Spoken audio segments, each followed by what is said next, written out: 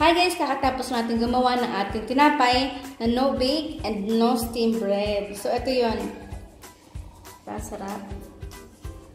Wow. It's unbelievable. Pero pag napanood yung video na to, how to make this bread without oven and steaming, naku, mabibigla kayo. Yan, so tikman na natin. Actually, tinikman ko na siya kanina.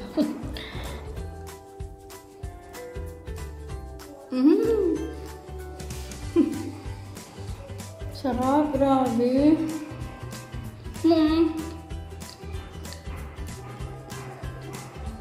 Hindi siya kalasa na ano. Basta sarap. Ito ma-explain. Ito yung gusto ko, yung tostado. Ayun. Gilid.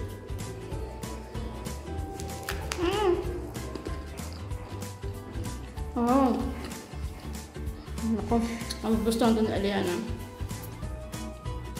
Hi guys, kakatapos na